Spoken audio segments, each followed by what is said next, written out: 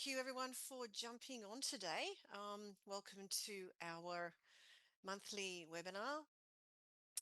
Very excited to bring you a really good session today on the SDA design process. With me, I have some guest speakers. We've got Sean Kirkland from Form Space. He's a building designer. And we've also got Ben Russell, a town planner from Willow Tree Planning. Welcome, guys. G'day, g'day. Thank you. Unfortunately, a lot of you would have signed up prior to yesterday when we also had Jeremy Sodden, who was going to be presenting. He's actually an SDA assessor. Unfortunately, something came up that was unavoidable and Jeremy was not able to join us today. However, Sean and Ben both work closely with Jeremy. They have done on a lot of different projects. So they'll be able to at least talk a little bit to the process of the SDA assessment and how it fits into the overall designing and planning of an SDA. So just a little bit of housekeeping before we start. Of course, this is just a general presentation. We are going to be recording this, or we are recording this, so the slides and the video will be available and will be sent out to everyone who's registered within the next 48 hours. If you do have any questions at all, please just pop them into your little Q&A box at the bottom, and we will probably not answer so many during the session. We'll wait until the presentation is over and then we'll be able to address all of those questions at the end. Sean and Ben will be able to answer those, I'm sure. So I will stop sharing and hand it over to Sean to kick us off. So, Sean. Easy done. Just sharing my screen. So firstly, my name's Sean and I'm a registered provider for the NDIS. So the bulk of the business and the work that I do is within the SDA space and extends to SDA and MTA as well. Prior to starting off, I wanted to acknowledge the speakers today, Ben and Deb, as well as Min from NDIS Property Australia. And obviously Jeremy, who is unable to attend today. My general comments first are that the team that's sort of presenting within or with NDIS Property Australia, I certainly believe are some of the best in the industry. And so we've all co-collaborated over the years. And some of the examples, some projects that I've worked on over the years, as well as explaining some of the nuance within this SDA space where it can become quite a challenge. So I started Unity in design back in 2017, 2018. Back then I saw a flurry or a movement towards SDA. I acknowledged, I guess, myself and my design abilities. And so I went down the path of really understanding SDA in its entirety. That then led me to become a registered provider for the NDIS back in 2018, I think it was. From there, there's been about 6 years of design within this space, and I've certainly seen it all and felt it all within this space. And I believe we're probably coming to a point that's quite a mature market in terms of understanding this space compared to what it has been over the last number of years. The overview of my presentation today is to educate on SDA requirements from showcasing expertise, highlighting benefits or emphasising benefits within SDA design for fit-for-purpose housing, demonstrate some design solutions, and address any concerns or questions that you guys may have. So what I might do is jump into, I guess, the typical process a client usually contacts me with, I guess, a brief or a site as to what they're looking at doing. Quickly, we address, I guess, the topology spread to break it off, whether it's a typical, I guess, housing project or if it's more complex in nature, be it apartments, villas, etc. This usually segues into the external consultants that we engage pretty early on. Usually, if a client comes to me and they're relatively new to the SDA space, we send them to Deb and Min from NDIS Property Australia to get educated as to some of their site parameters, what they're looking to achieve, what they're looking to extract from the site. This is usually contained within a fee for service that NDIS Property Australia provide.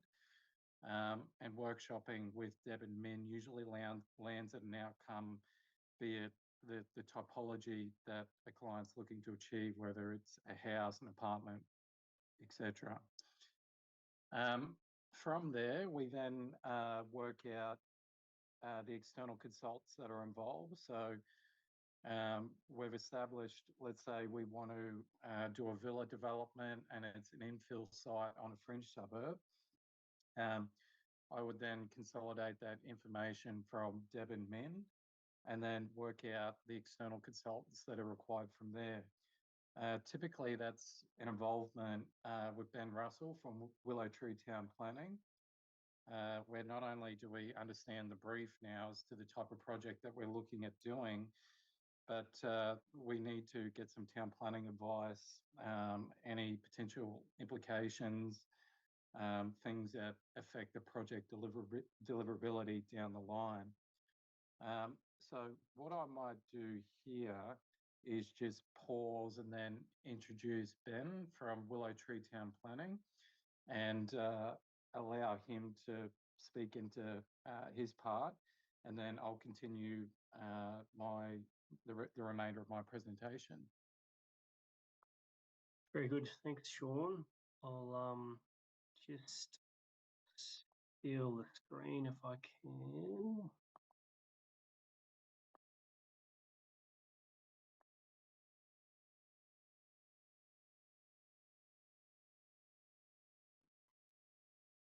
Okay, that should be sharing now, so yeah, let me know if it's not.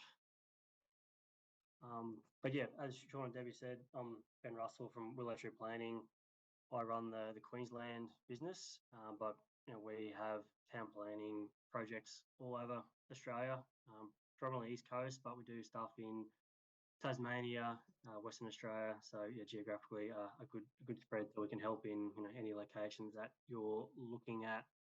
A couple of quick topics that we're covering. So being in Brisbane, Southeast Queensland regional plan changes, although it's obviously a Southeast Queensland focus, it does have sort of themes throughout the rest of the country. They're very consistent across jurisdictions. So we'll sort of run through that quickly, and then sort of where we're involved. Generally, it's from initial due diligence phases, and then the actual planning assessment. So just skipping forward. Southeast Queensland is going to grow by 2.2 million people by 2046, requiring 900,000 new homes during that period. A large portion of that will be some form of disability housing. As you can see here, 20% of new homes built in Southeast Queensland are basically social and affordable housing. By definition, NDIS housing or SDA housing is social housing, so it does qualify within that 20%. There's actually some pretty strict mandates from the state government now to require 25% of all new housing in priority development areas, which are growth areas that the state government have identified to be provided as affordable housing. So there's great demands and great support from the state government across Queensland, but also we do, as I said, projects in other states and the similar schemes and incentives in other jurisdictions as well. So we often get asked when is the best time to engage a town planner when looking at SDA housing, and my advice is always the same, that it's as soon as possible.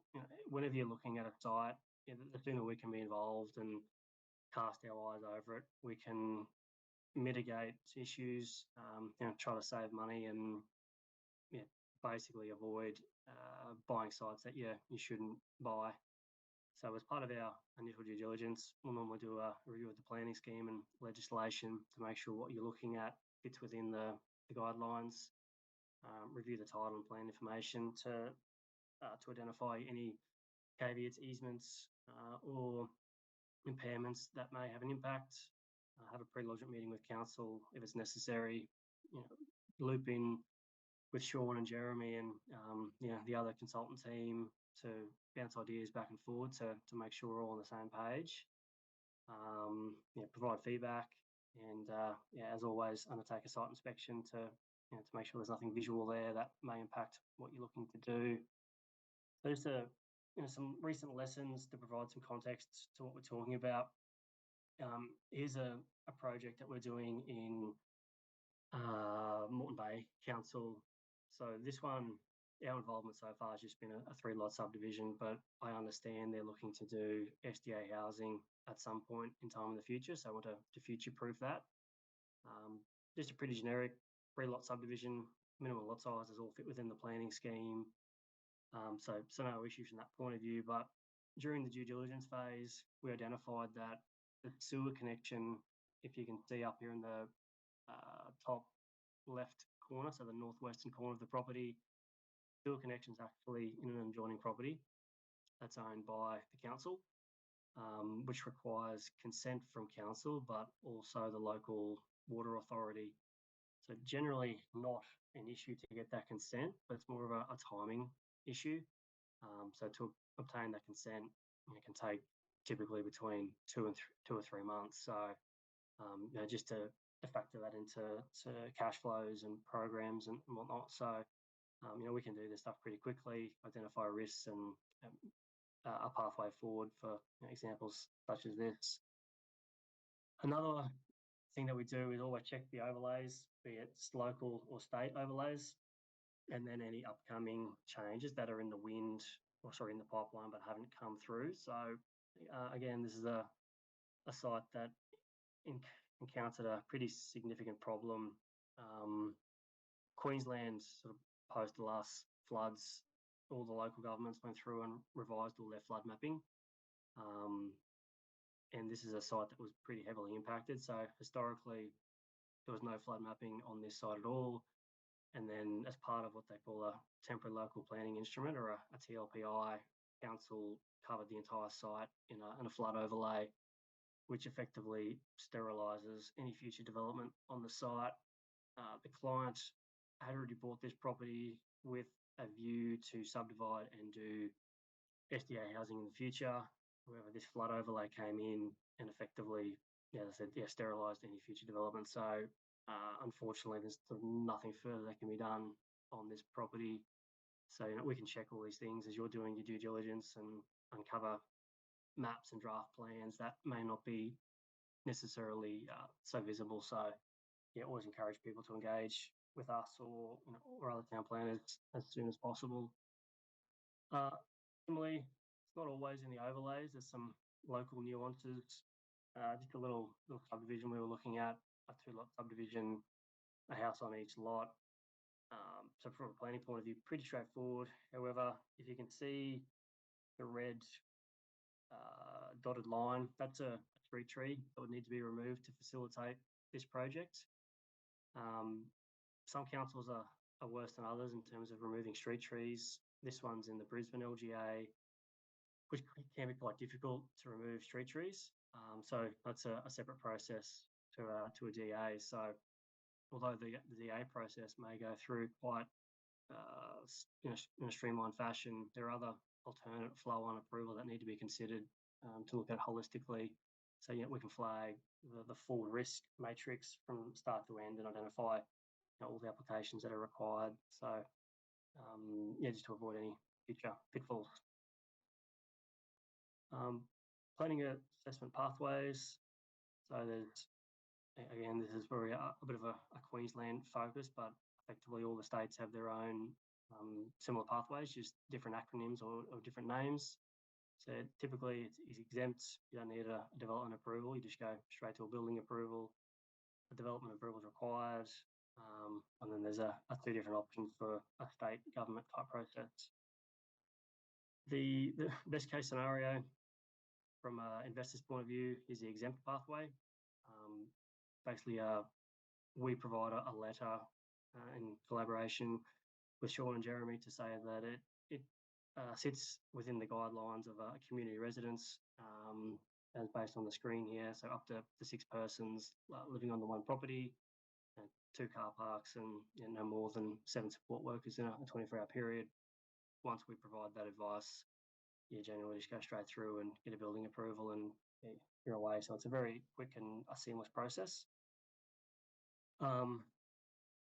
To do that, you have to be in a prescribed zone, which is effectively, as you can see on the left-hand side here, every zone in the planning scheme. But you have to just check the overlays and a few other issues. So again, we can do all that work quite quickly and efficiently. And just some definitions on support workers. It's a bit of a trust sort of situation in terms of no one's going to sit there and police when support workers are coming or going to the site. So it's more of a compliance issue if neighbours or other people in the neighbourhood get upset with people coming and going too frequently. And it's on the screen here as an example of a product that would fit within the community residence. Pretty sure, well, this was or is a package on the NDIS website. So it's a pretty stock standard 4-bedroom home. If you're looking at larger projects, you'll likely need a development approval. We can typically get these through as a multiple dwelling or residential care facility. With multiple dwellings, more than 3 dwellings, and a residential care is basically the same, but for people that cannot live independently or require some sort of assistance. This is a larger project that we were involved in some time ago. It was for 16 2-bedroom SDA apartments. Appreciate there are restrictions on the number of SDA apartments you can have in the one building.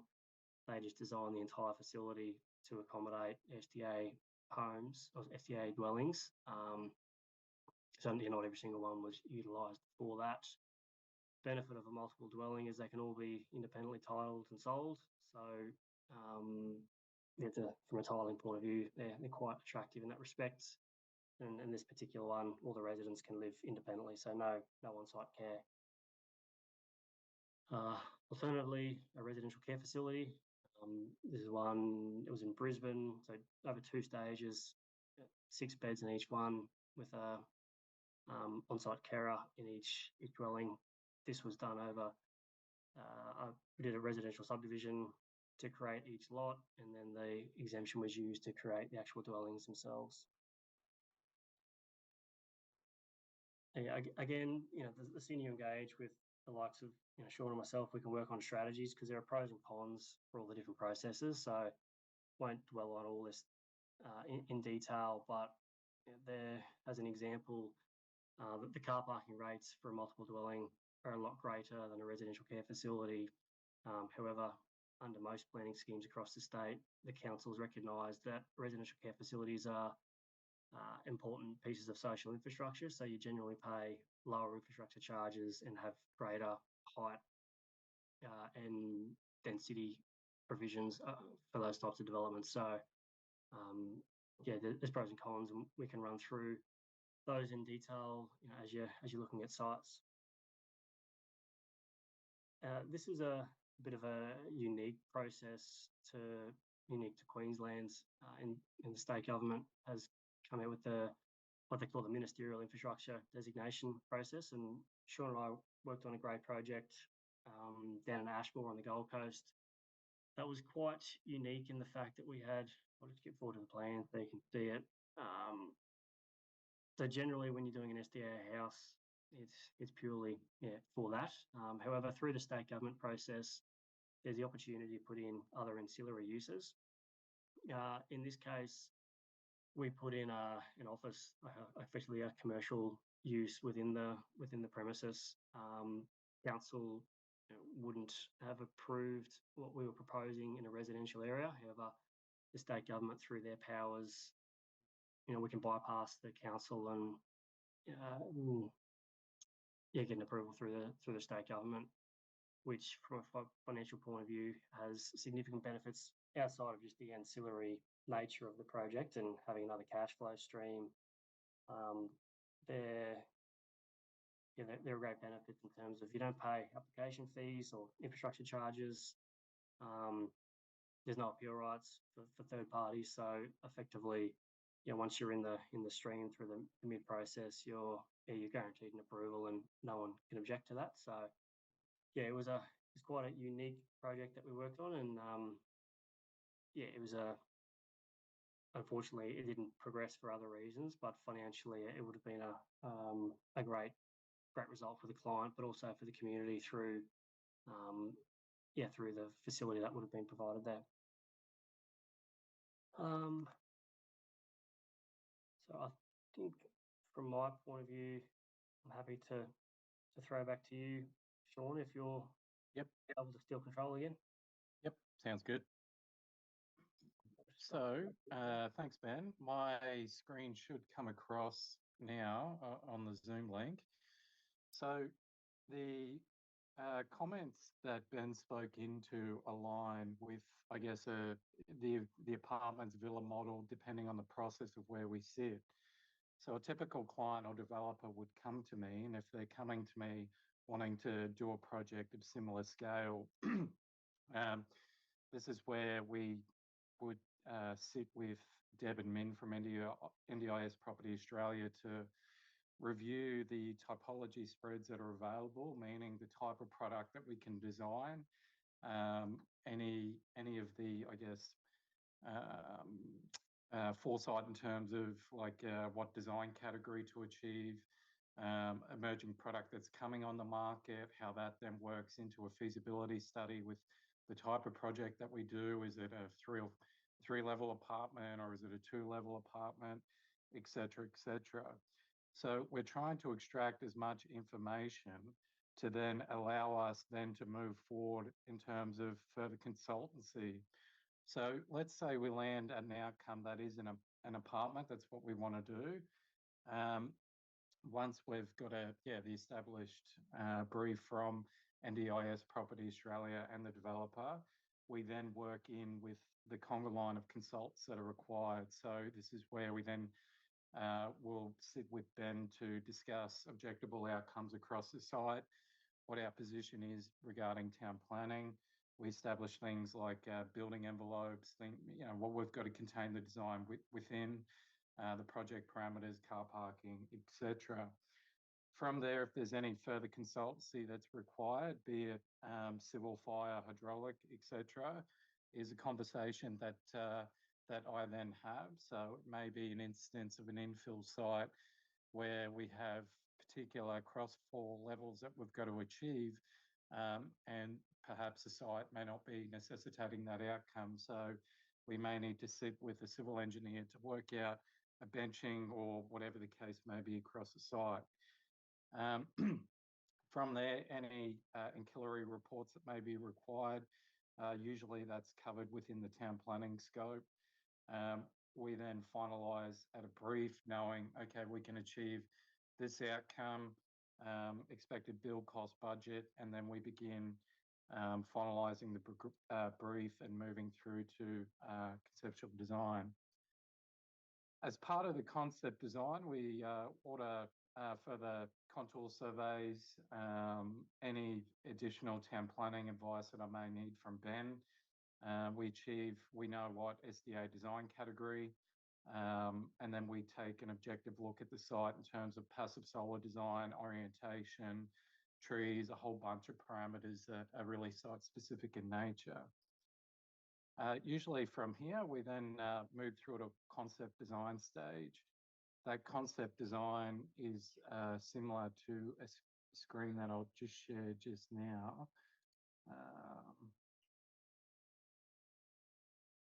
that should come across as a PDF set.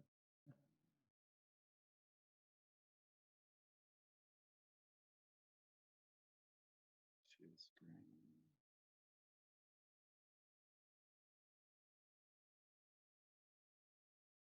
So we then look to progress into a concept design phase. This is quite a critical and one of the most important steps during the journey, because this is where a lot of assessment is done. So this example is in Port Adelaide. This was a project that designed earlier in the year. And contained within it is the design intent, all of the setback, siting, key information for town planning for the development proposal, as well as all 3D perspectives, elevations, enough to get further assessment and further advice. From here is where it really arrows off into all key stakeholder advice before we progress into more detailed drawing sets. So again, another pre-lodgement meeting with the town planner, initial review with an access consultant, any other further consultancy that may be required, for example, fire or hydraulic engineers, lift shaft, a whole bunch of different stakeholder advice. From here, if there are any plan changes, we address the plan changes early on. But if there are not, then we move through to a DA set for whatever that may be, whether it's a pre-lodgement meeting, state government, a whole range of different deliverables. From there, it's usually a finalised concept design. And then we move that through to the next stages. So the next stage is a preliminary design set. So this is just more of a standard house design. But this preliminary design then allows us for further assessment with Jeremy, the access consultant. So we get the drawings detailed enough to get an initial review from Jeremy. More often than not, there's usually a couple of RFIs, but 90 to 95% of the design is compliant, and any ancillary changes we then address. It's very important as part of this process that one of the most critical elements I find within SDA is really the house siting application to it in terms of the crossfalls and getting the ramps. We want to avoid having, I guess, handrails that really affect the visual element of the home, because the intent is to create fit-for-purpose housing or designs that aren't clinical or institutionalized in their form. So one of the biggest elements that affect this and all projects is really the house siting application, because I've seen horror stories out there where there could be cost overruns of $100,000, $150,000 in terms of site works to mediate or get the levels to work. So from a design perspective, the house siting is one of the most critical elements that create the coherence in the form and the design. And it really, my professional comment would be, it really pays to have someone that actually really understands this element of the design aspect. I'll just share another screen.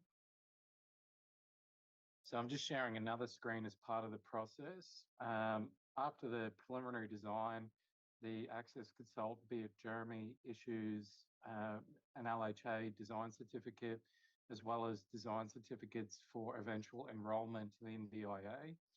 And so this is just affirming that the design is compliant and meets SDA design standards. So an example is this, I think sharing the screen there, it should be. So Jeremy assesses all the detailed design documentation from all internal elevations, all keynotes, absolutely everything that's pertinent based off the SDA design category. I stress the importance of quality documentation through this process. There's a lot of work in it. So this one's got 30 pages of design documentation to demonstrate compliance to high physical support.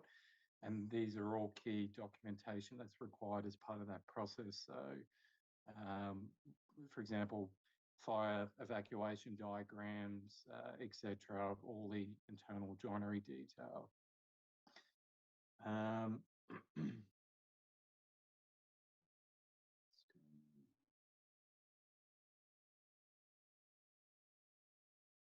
So yeah, apart from that, that's the completion of the building design phase. What I would like to show as well is a couple of example designs. My professional comments are that I really tried to go above and beyond to create designs that above considered industry standards, however, still sympathetic to the buildability aspect of these designs. So they don't go too far, but they still have a bit of sex and sizzle and a sense of occasion about them. So this one that I believe I'm sharing on screen at the moment. Yep. So this one is an example of, I guess, emerging design trends. So there's a lot of curves and arches and Spanish Mediterranean type designs that are being requested. So we've coupled this into an SDA design. This particular design is quite popular. It's a little 2-bedroom product. It's under 300 square meters, so still a class 1B.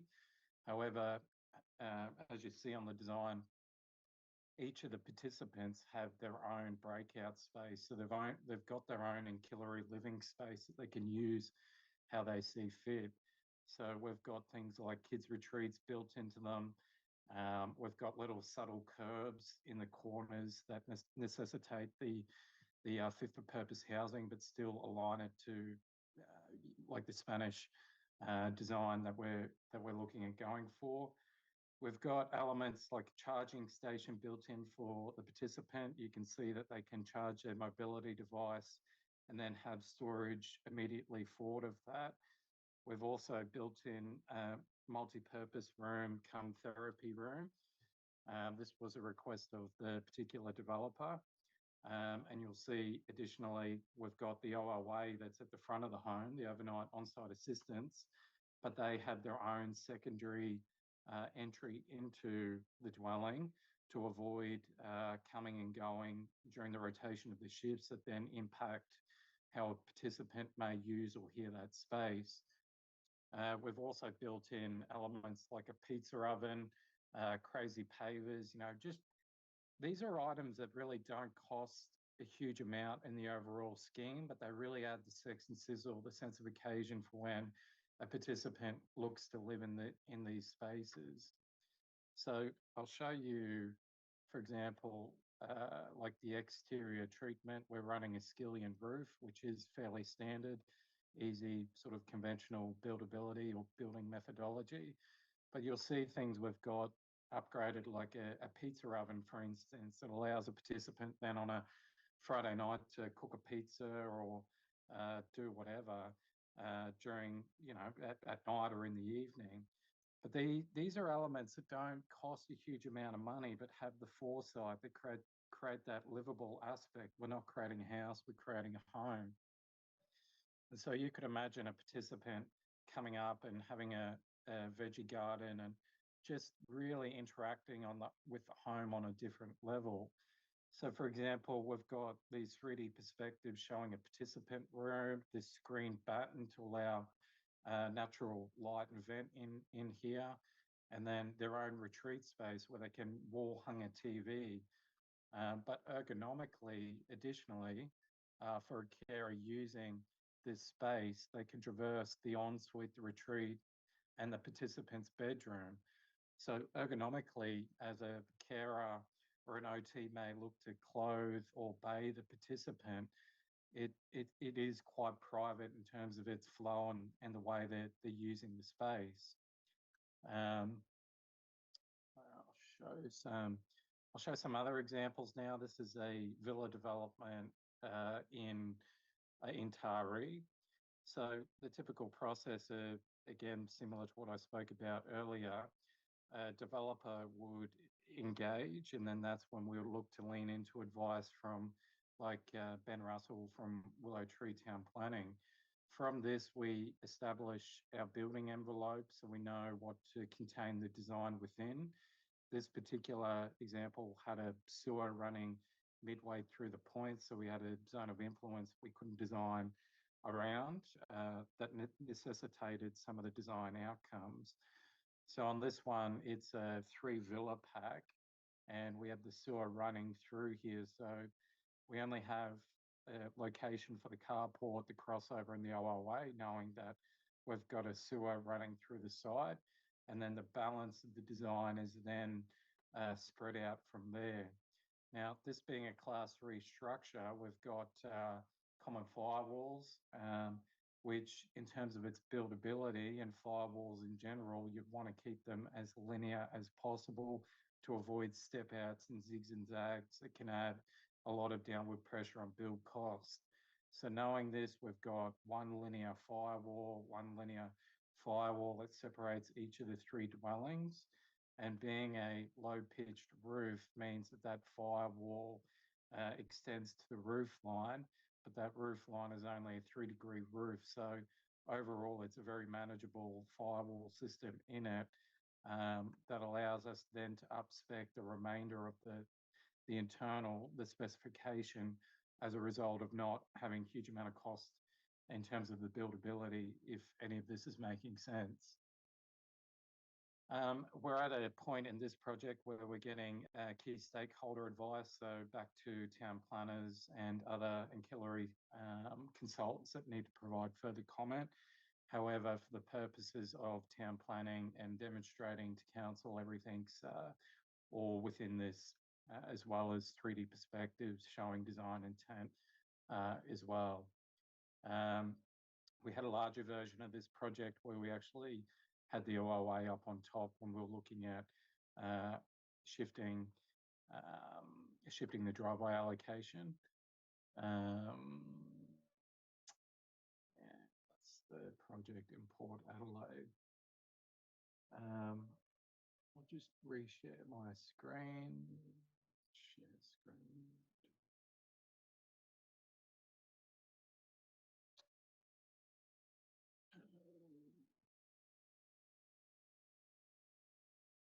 Sorry guys, just jumping around a bit. One of the key factors that I try to mention to a lot of clients is when, I guess, looking to review building designers, it's really important to align yourself with someone that has demonstrated experience within this space. This example that is on screen is quite an easy one to miss, but can create a number of issues down the track. Now, with SDA, we have a minimum step down of 35 millimeters that then requires performance solutions, and this is across each state across the country. Now, if a designer isn't well versed in understanding this, they would miss items like a perimeter hob where the slab needs to be raised to offset the step down for your DPC and your visual inspection. And if this is missed, then it becomes non-compliant in terms of it doesn't meet the NCC requirements.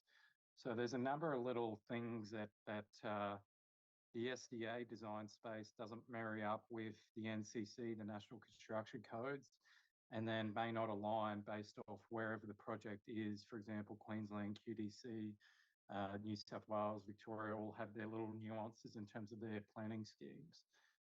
That then can cause lots of cost overruns down the track if that's not managed. So yeah, it's just a very important that when you're looking at designers to really do your homework to ensure that they understand the nuance of SDA. Like for an example,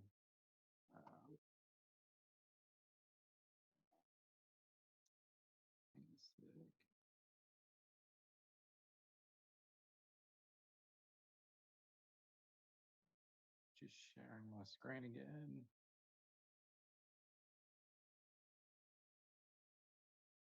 So an example of this, of what I just spoke about, and is quite common is, for example, on kitchens. Now, the SDA design standards nominate 600 mil for the bench top. However, if you were to pull out a measuring tape and measure the distance, more often than not, it's not accounting for the finished lining, so your villa board, tiling, etc.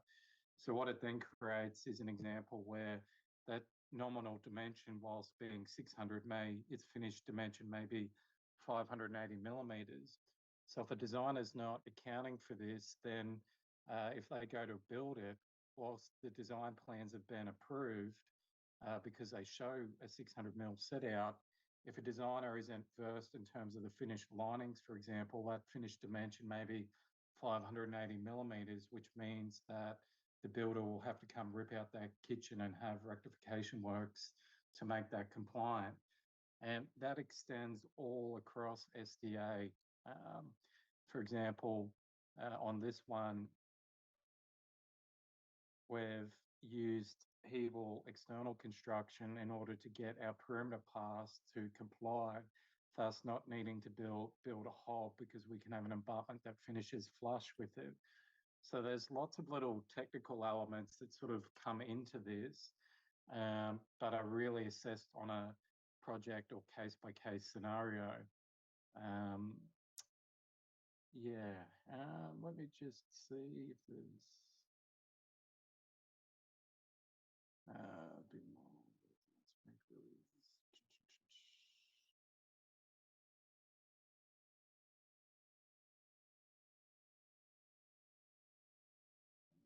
Just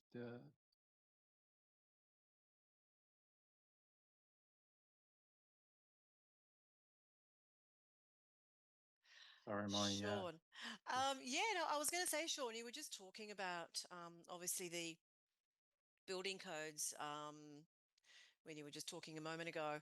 And that does lead into a couple of questions, which I thought might be relevant to ask of you now. Yep. And Ben, of course, it might be something you can answer. And we had a question from Petro. How do the new building codes affect the necessity for specific NDIS design? I'm assuming talking about the new building codes that have come in most states of Australia, but not all. Yeah, correct. So a lot of it, the building design element can be quite managed quite well with the NCC changes. The NCC changes intent there was to make housing more accessible in general anyway. The biggest implication to it is more the energy efficiency criteria that can become quite challenging. That's one of the major ones, but in terms of its buildability, if anything, it's probably improved. Hopefully that makes sense. Yeah. Yep, absolutely. We also had a question from Steve. Is the planning pathway as exempt community residents also available for New South Wales? Yeah, that's a good question. It's more difficult. You can do what they call a CDC type assessment. So yes, it is, but it's a slightly different process. But the process for getting a CDC is probably a little bit more involved than the Queensland exemption and a little bit more expensive. So to get a CDC, or a town planner has to write a report to demonstrate how it fits within the criteria, and then that's given to a certifier. Yeah, and that process actually can be quite long. I mean, just even on standard residential for CDC, I've seen some horror stories, especially around Tweed, of at least 8 to 12 months. And so I guess compounded that by SDA, this is what's important to really do the pre-homework beforehand to see if we can achieve a project that's complying prior to then going down the pathway and realizing that you've got 12 months ahead of you just in planning alone. Yeah. Alrighty. There was another question also from Steve. Very good question. Can someone please comment on the building classes required for an SDA house for 3 participants, HPS, and villa 1 HPS? So, well, firstly, I know that if it's a single resident, you're not required to build to class 3. That doesn't fall under a multi-resident dwelling. And yes, there is a lot of confusion over multi-resident dwellings, such as a 3-tenant HPS house. So would one of you like to talk more to that? Yep. So, Ben, feel free to jump in. Look, my professional comments where I've had roadblocks in the past is really between Class 1B, Class 3 is really necessitated based off the number of participants in that home. So I've had projects where they're under 300 square meters, but being assessed as Class 3 because they've been 3 bedrooms and an OOA. So they're needing to get hydraulic assessments done, a whole bunch of different elements. But what really is the defining factor is each building certifier. There's no, from what I've come to understand, there's no sort of middle ground. It's quite interpretive. I'll let Ben, if you got a comment there, Ben. Yeah, it's quite grey. I guess it's probably pretty similar to the CDC stuff. It comes down to a lot of times the interpretation of the certifier. So sometimes we've had particular interpretations from certifiers, and we're adamant they're wrong, in inverted commas, and sometimes it's about just taking them on a bit of a journey to try to work through those processes. So yeah, it's unfortunately not very black and white. So when it comes to SDA, this is where it is quite key to have the right team. So, for example, Ben from Willow Tree Town Planning, Jeremy Sodden from Forward Accessing, but also with Jeremy, there's a company called PCG that do a lot of SDA. So when it comes to building certification or a particular builder, it's really good to have an alignment of Jeremy and the building certifier in this process. Because if the building certifier comes in at the 9th hour and then assesses it differently from all the work that's happened in the past, and that's what creates the issue. So we capture a lot of this early on when we do those concept designs. So a part of Jeremy's assessment, we also get a building certifier from PCG to take a look at it to see what their, I guess, assessment is in terms of building classification, be it if it's a housing model or if it's beyond 3 bedrooms, then we may have issues. But broadly overall, this comes back to my statement earlier. From my professional lens, I don't see too many 3-bedroom products coming online anymore. The maximum that I see is 2 bedrooms, with the outcome of what I was showing earlier with either built-in retreats or just elements that are above the typical design standards. So in the last 24 months, I've only ever done one 3-bedroom product. The rest have been real discerning design necessitated from SDA provider advice and participant advice to create those fit-for-purpose housing outcomes. But that's just my initial comment. Yep. From what I understand, not contradicting you at all, but the class 3 comes, if you look at the actual definition of that, it is a facility in which one or more residents receives care or is unable to evacuate on their own safely, something along those lines. I don't have that in front of me to read it correctly. So I think even a 2-tenant home may well fall into that, but it is a very grey area. And some councils around Australia now, a lot of the New South Wales councils, bunch of councils now in Perth are now mandating class 3 builds for anything that is going to be for a high physical support home for 2 or more participants. So there is definitely a little bit of an issue going on in the industry when it comes to council requirements, NCC guidelines, SDA guidelines. Yeah, my comment would be it's best to build as class 3 construction. However, in a 2-bedroom product in a house model, a lot of it is class 1B construction with them looking to then install fire sprinklers additional to that. Beyond that typical house model, a lot of it is all just class 3 construction. Yeah. Yeah, and that's often the best way. Just, build it to that so that you're covered, because there is a very good chance that in the future, if not class 3, the NDIS is going to mandate fire sprinklers, Yep. which is obviously only one part of what goes into a class 3 construction. It has a lot of other elements as well. But obviously it does cost considerably more Yes, to build it to correct. class 3. But if you're covering most of your bases, then there'll be no future issue of having to go back and retrofit or do whatever, which could just be cost prohibitive. Do you have another question? Is there a professional role who can advise me on a building design for IL, improved livability, that has been developed and stalled, whether it will be enrolled? I'm not quite sure what you're asking. I don't know this person's name. They've logged in anonymously. So I'm not sure. Do you mean that you have already built the property, but you're not having it enrolled? We can certainly help you out if you want to just contact us here at NDIS Property Australia. We do have that service. We can give advice on that, on the situation you're in. Absolutely, very happy to help. I did want to just go back. I'm sorry. Sean and Ben, have you sort of pretty much finished everything you wanted to cover? Yeah. Apologies, I jumped around a little bit there, but yeah, any questions, anything, just feel free to sort of jump out. Yep.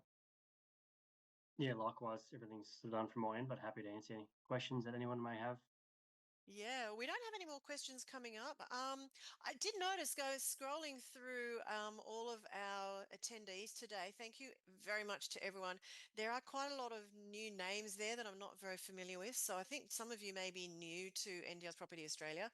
And I omitted to actually just give you a very quick overview of who we are if you don't know us as a business.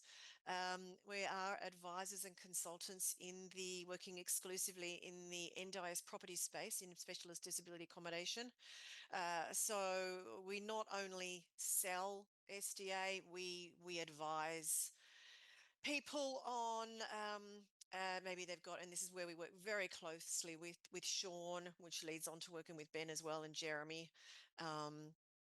If people have a small block of land that they wish to do something with, we can certainly look at that and give them a whole lot of ideas of what can be done. A lot of people come and think, well, it's a block of land that's this big, and let's just build 2 houses on it or some villas. There could be a lot of other options that people have not even considered, and that's where we come in. So we do a lot of that now, just advising and consulting to people who want to do something in the space, whether you're a small-time developer, an investor who wants to take it further, whether you're a larger developer. We have some fabulous contacts all around the country, like Sean, who is probably the best building designer in the country for SDA. Ben, who is totally all over this SDA world. Jeremy, who unfortunately we are missing today, is an exceptionally good access consultant and SDA assessor. So to have a team like that we work with, as well as fabulous other stakeholders, we are able to put you in touch with the people that you need to be able to get a project off the ground. We do, as just touching on that previous question from our anonymous attendee, we do actually help people who may have a property that has been built, but they've not either got an SDA provider connected to enroll the property, or they're struggling to get tenants. We can certainly help you out there with our SDA housing service. We also do have a respite service for those of you who don't know, for short-term accommodation. And anything you want to know about the SDA world, please jump on our podcast, the SDA Housing Podcast. 259 episodes. I think number 260 will be going live tonight. So look, we're all about educating and just making sure people are aware of all the different aspects that they should be when it comes to developing SDA and building SDA. So back to the questions. Petro's come back in. Hi, Debbie. Thank you. Do you perhaps have the business process regarding applying to register as an SDA provider? We can certainly put you in touch with someone who can assist you there. So I will take a note of that and we'll get back to you on that. It is a pretty involved thing to apply for NDIS registration in whatever registration group it is. It is relatively expensive. It is a very long process. We know that on average an SDA registration can take 2 to 2.5 years to come through. You can, of course, purchase a registration. There's ways of doing it, so we can definitely help you out there. And I saw Vin has actually put his hand up. So I don't know if you wanted to type a question in there, Vin. But Vanessa, do you also help parents wanting to build SDA home for their son? He's been approved for SDA IL 2-bedroom resident. Absolutely, Vanessa. We can definitely talk to you about how we may be able to help you and who we can put you in touch with. So again, I will have your contact details and I'll be in touch to talk further about that. Do either of you gentlemen, Sean, Ben, have any experience with a similar situation to Vanessa's? My terminal cut out there a bit, so I missed a little bit of that point. Sorry. Okay, so Vanessa's question was, do you also help parents wanting to build SDA home for their son? He has been approved for SDA IL 2-bedroom resident. Yeah. Yep. Yeah. Look, by all means. Yeah, everyone along that journey. So, yeah, if you've been approved for it and you're looking to do a design, then yeah, by all means, 100%. Yeah. So we can definitely talk to you about how to start that process and what would be needed from your perspective. So yeah, we'll be in touch, Vanessa. So anonymous attendee again, just wondering, do we already have a SDA home built and handover is due? Would you be helping out for a NDIS provider and participants, please? Again, yes, potentially we can help you. If you're struggling to engage a provider, unable to find tenants to move in, our SDA Housing Assist does exactly that. So yeah, please do get in contact with us and we can talk further about that.